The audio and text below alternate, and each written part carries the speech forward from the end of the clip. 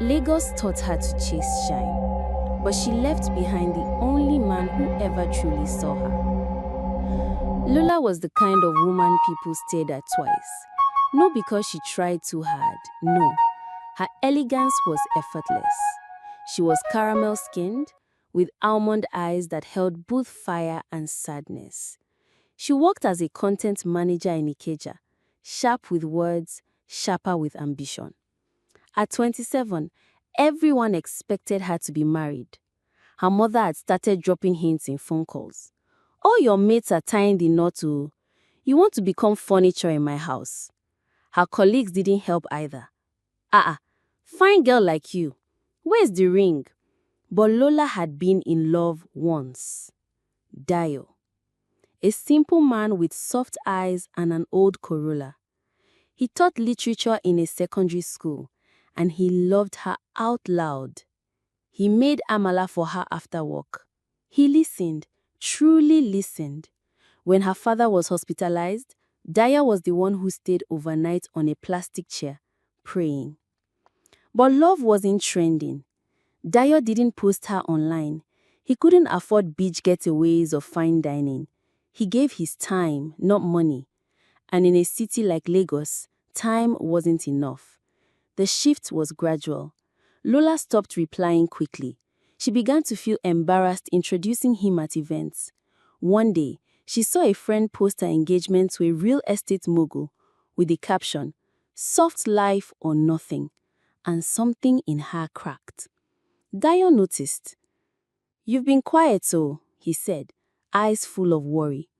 "Maybe we're not meant for the same life," she whispered. He didn't fight. He just nodded, as if he knew he was already losing her to the city. She walked away from that love, clean, decisive. But not without scars. Because late at night, after all the filters and curated captions, when she lay in her expensive sheets alone, she would hear his voice in her mind. Not pleading, not angry, just sad. She told herself she wanted more. But deep inside, she feared she just traded peace for presentation. And that's how it began. Not with wickedness, but with wanting something more than love could offer. He had the money, the car, the aura, and Lola told herself, this must be love. It started at a networking brunch in Lekki. The theme was young, gifted, and female, and Lola had been invited as a guest speaker. She wore a sleek ivory jumpsuit, her braids tied up in a bun. Her words danced effortlessly as she spoke about branding and digital influence. After her talk, she stepped aside for a drink. That's when she saw him. Dark-skinned, bearded, clean-cut. He walked like the floor owed him something. Gucci slippers, diamond wristwatch, and a cologne that screamed Dubai. "Nice speech," he said, flashing teeth whiter than her future. His name was Chuka. He ran a chain of lounges across Lagos and Abuja, imported drinks, celebrities as clients. He made money in silence, and noise followed him everywhere. He said all the right things. A woman like you deserves elegance and ease. That week, he sent her flowers. The next, he sent an iPhone. 2 weeks in, he flew her to Abuja for fresh air and pepper soup. Her friends were screaming in her DMs. "Lola, this is your time. Girl, God has finally remembered you. This one no be Dayo." She laughed. She told herself she was happy. But inside, something tugged. Chuka never asked how her day went. He didn't care that she hated loud music or that she loved to write poetry in the dark. He wanted her as an accessory, not a companion. Still, she told herself, at least I'll never worry about money again. Her mother loved him. This one is serious. Marry him fast before another girl grabs him. So when he proposed, with a ring that looked like a crown, she said yes. Not with joy, but with the weight of relief. Finally, she could post her own engagement picture with the caption, "God's time is the best." She planned the wedding like a campaign. hashtags, decorators, aswebi. It was going to be the event of the year. But in her quiet moments, especially at night, she would still dream of soft amala, old Corolla, and a man who once said, "I don't have much, but I will never leave you hungry for love." She shook the thoughts off. Dreams were not reality, and reality was a man that shined like gold. Are you enjoying the story? Don't forget to subscribe so you don't miss what happens next, because trust me, things are about to take a wild turn. It was the little things that didn't sit right. But she called it nerves, not warnings. The wedding was 3 weeks away. Lola had moved into Chuka's penthouse apartment in Banana Island to get used to the soft life. The space looked like it belonged in a billionaire's mood board. Glass walls, floating stairs, mirrors everywhere. But it never felt like home. There were no family photos. No toothbrush by the sink except hers. No scent of food from the kitchen. Only the sterile aroma of imported air freshener and cold air conditioning. And Chuka, he was everywhere, yet strangely distant. Some nights he would disappear without warning. Business emergency, he would say over the phone, always too quickly. Other nights he would sit on the balcony staring into the sky, whispering things she could not hear. She once found a room in the house locked. When she asked about it, his voice turned sharp. "That's my private space. Don't ask again." She laughed it off, blaming pre-wedding stress. She wanted so badly to believe this was just a phase. But then there was the dream. She woke up sweating at 3:33 a.m. In the dream, she stood at the altar. Chuka smiled at her, but when she looked closely, his eyes were hollow, and smoke curled out of his mouth when he said, "Till death do us part." She reached for her Quran, but strangely, it wasn't in her bag. She always carried it. She began forgetting things, important ones, names, locations, even her own vows. And every time she tried to pray, her voice would shake. She told her best friend Amaka, expecting a laugh or logic. But Amaka stared at her quietly and said, "Lola, what if something is off?" "What do you mean off? Chuka is rich. He's kind. He's enough." Amaka didn't argue. She just whispered, "Sometimes the devil wears designer." But she was too deep, and the invitations had already been printed. By now, the dreams came every night. But she told herself, maybe it's just cold feet, that's all. Just fear pretending to be faith. She never imagined it was something darker. When you ignore the whisper of warning, you will one day hear the scream of truth. The wedding was perfect, at least on the surface. The venue, a luxury hall in Victoria Island, sparkled with chandeliers. Influencers live-streamed the moment she walked down the aisle in her beaded white gown. Hashtags trended. Lola of Lagos was on every guest's lips. Chuka stood tall on his wine-colored agbada, a chain of coral beads around his neck. He smiled at her, too wide, too still. The officiant declared them husband and wife. Applause, camera flashes, spray of naira notes. But as the music played, Lola's skin prickled with unease. The air felt heavier than usual. Her heart thumped hard against her ribs. But she smiled, posed, and danced. "You've done it," her mother whispered. "You've made it." Later that night, they entered the honeymoon suite at a high-rise hotel overlooking the lagoon. Rose petals, candles, expensive champagne on ice. Lola stood in front of the mirror, removing her earrings slowly. Chuka sat silently on the edge of the bed, staring at her reflection. "Are you happy?" she asked. He didn't answer. She turned. "Chuka?" That's when she saw it. The mirror showed his back, but there was no reflection of his face. Nothing. Just darkness where his head should be. She gasped and spun around, but he was still seated, smiling calmly. "What are you?" she whispered, her throat dry. "You chose me," he said softly, voice suddenly layered, like two men speaking at once. The air turned cold. The champagne bottle shattered on its own. The petals on the bed caught fire without flame. The floor pulsed beneath her feet. He said, "Your greed brought you here, Lola. Not love, not fate, just vanity." His eyes glowed, not like light, but like burning coal. A wind rushed through the sealed room. Her veil lifted and vanished into smoke. She fell to the floor trembling. He leaned in close. "You passed the test and failed it." Then, in one sharp breath, the room went silent. Chuka vanished. No sound, no warmth, no husband. Just Lola alone, in a bridal gown, in a room that no longer looked real.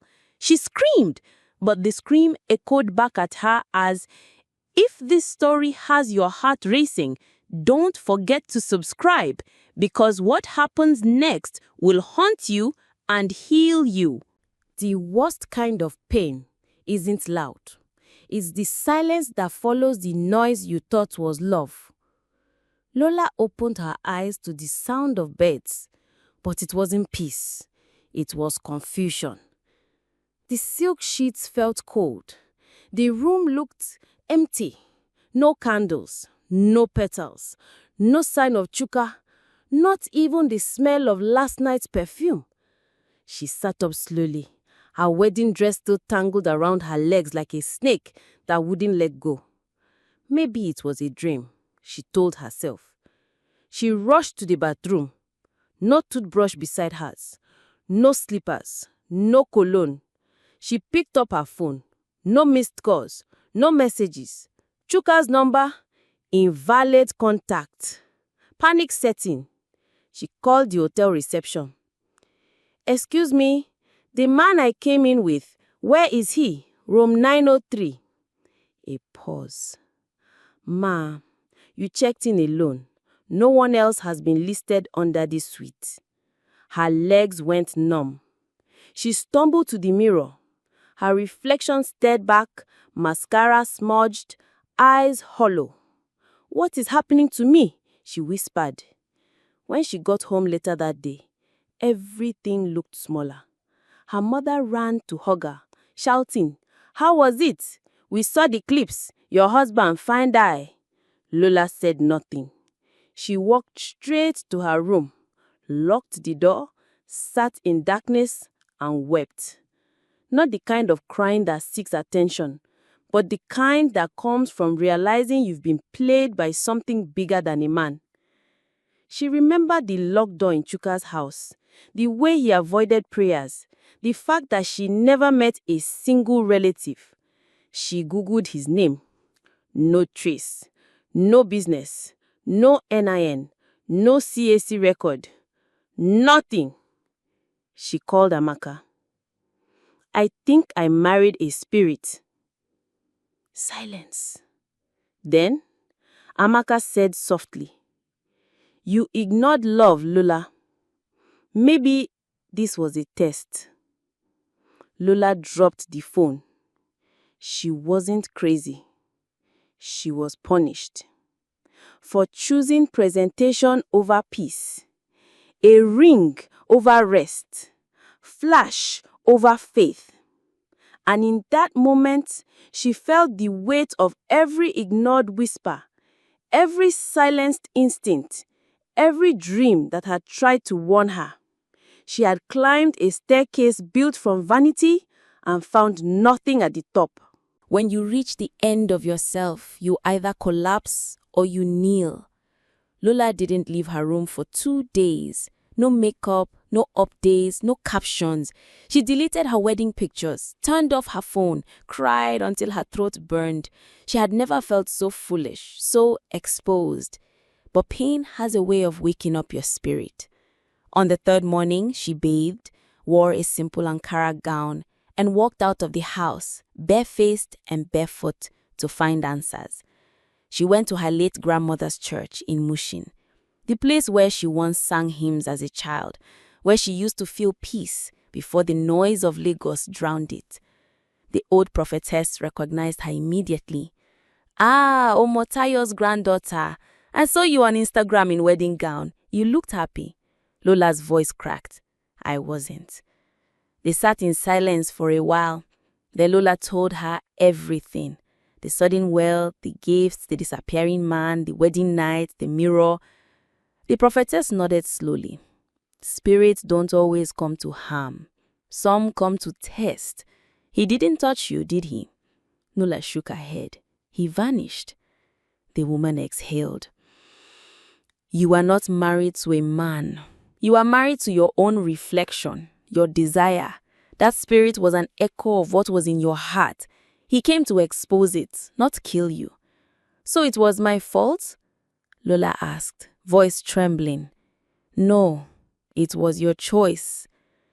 And that hit her harder than anything else, because deep down, she knew.